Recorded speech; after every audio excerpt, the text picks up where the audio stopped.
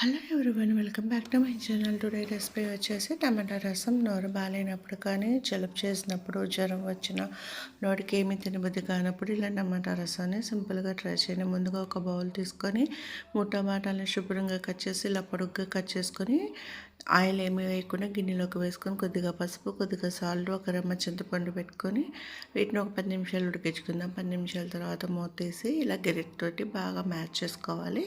ఇందులో టమాటాలో ఉన్న వాటర్ అంతా ఇంకిపోయేదాకా కూడా మనము వీటిని లో ఫ్లేమ్లో మగ్గించుకుందాము. ఇలా 5-10 నిమిషాలు ఇలా మగ్గింది కదా, ఇప్పుడు దీన్ని పక్కన పెట్టేసుకొని చల్లారి పెట్టుకుందాం. వీలైతే మ్యాష్ చేసుకొని లేదా మిక్సీలో వేసుకొని పేస్ట్లా గ్రైండ్ చేసుకోవాలి. ఇప్పుడు దీన్ని పక్కన పెట్టుకొని ఒక మిక్సీ జార్ తీసుకొని 1 టీ స్పూన్ ధనియాలు వేసుకుందాము. ధనియాలు వేసుకున్నాక ఒక 1/2 టీ స్పూన్ జీలకర్ర వేసుకుందాము.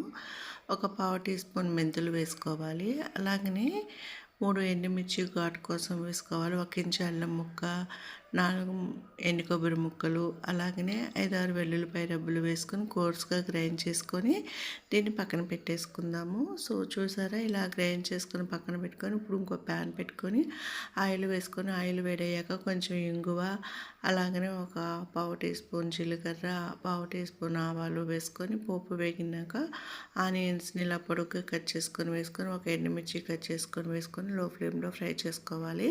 ఇవి కొంచెం ట్రాన్స్పరెంట్గా మగ్గిన తర్వాత మనం ముందుగా మిక్సీ పట్టుకున్న పొడిని కూడా ఈ ఆనియన్స్లో వేసుకొని బాగా ఫ్రై చేసి పక్కన పెట్టుకుందాము.